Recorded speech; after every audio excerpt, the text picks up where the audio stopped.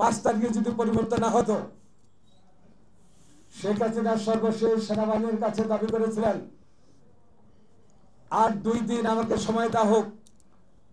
যদি সেনাবাহিনী আর 2 দিন হাসিনাকে সময় দেওয়া হতো, তাহলে শান্তি রক্ষার নামে ভারতের সেনা এই বাংলাদেশে চলে আসতো। আগামী 50 বছরে বাংলাদেশের স্বাধীনতা দেখতো না, থাকতো না। হিসাব করতে হবে। আপনারা রাজনীতি করেন, এই বিএনপির জন্য বাংলাদেশ সৃষ্টি হয় নাই, ওই জামাত ইসলামের জন্য বাংলাদেশ সৃষ্টি হয় নাই, ওই আওয়ামী লীগের জন্য বাংলাদেশ সৃষ্টি হয় নাই। বাংলাদেশ সৃষ্টি হয়েছে এদেশের সর্বস্তরের জনগণের জন্য।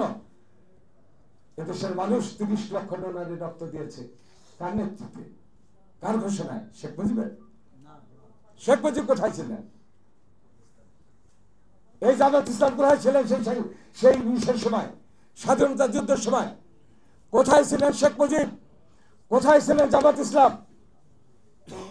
সেই জিয়াউর রহমানের নেতৃত্বে কোন রাজনৈতিক নেতৃবৃন্দ যখন ছিল না স্বাধীনতার পক্ষে কথা বলার জন্য, ঘোষণা দেওয়ার জন্য, তখন জিয়াউর রহমান দেশের মানুষের পক্ষে দাঁড়িয়েছিলেন। তিনি জানতেন যদি আমি এই স্বাধীনতা ঘোষণা দেওয়ার পরে যদি দেশ স্বাধীন না হয়, আমার ডাকে যদি মানুষ না আসে, তাহলে সেনাবাহিনীর আইন এবং রেভলিউশনের মধ্য দিয়ে তার কোর্ট মার্শাল হয়ে মৃত্যুদণ্ড হতে পারে। এই মৃত্যুদণ্ড হতে পারে এই শব্দটা জেনে শেখ মুজিব পাকিস্তানে পালিয়ে গেলেন, আত্মসমর্পণ করলেন, আর জিয়াউর রহমান স্বাধীনতার ঘোষণা দিলেন। এগুলো বুঝতে হবে, চিন্তা করতে হবে। হ্যাঁ, আমরা যারা রাজনীতি করি অনেক সময় সাপের ঘরে বাস করেও রাজনীতিটা করতে হয়। অনেক সময় দুশ্মনকেও সামনে রেখে রাজনীতিটা করতে হয়। কিন্তু দিব্য জ্ঞানের অধিকারী থাকি, খেয়াল করতে হবে যে ওর কি আচরণ, ও থাকবে আমার সাথে, কিন্তু সব ক্ষেত্রেই কিন্তু তাকে আমি আমার সেই সুযোগটা, ওই ষড়যন্ত্রের সুযোগটা দেব না। যে জামাত ইসলাম স্বাধীনতার সময় ছিলেন না, যে শেখ মুজিব স্বাধীনতার সময় ছিলেন না, কেন ছোট ছোট এই ধরনের কাজ করে আজকে এত কষ্টের বিনিময়ে, এত কিছুর বিনিময়ে বেগম খালেদা জিয়া জেলে মৃত্যুর মুখোমুখি হলেন। তারেক রহমান আজকে দেশে যদি তিনি এই শেখ হাসিনার পক্ষেই অথবা আওয়ামী লীগের পক্ষে তিনি কথা বলতেন, এদেশে গণতন্ত্রের পক্ষে না থাকতেন, তাহলে 17 বছর তিনি নির্বাসনে থাকতে হতো।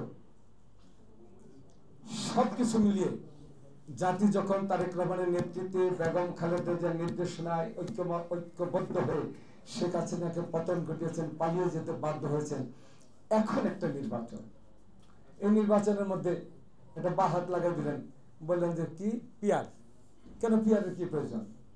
ওই যে আমাদের কিন্তু সেটা কথা বলেছেন যে 9 বছরে না 10 বছরে কয়জন নেপালি, 9 বছরে 8 জন প্রধানমন্ত্রী কোথায়?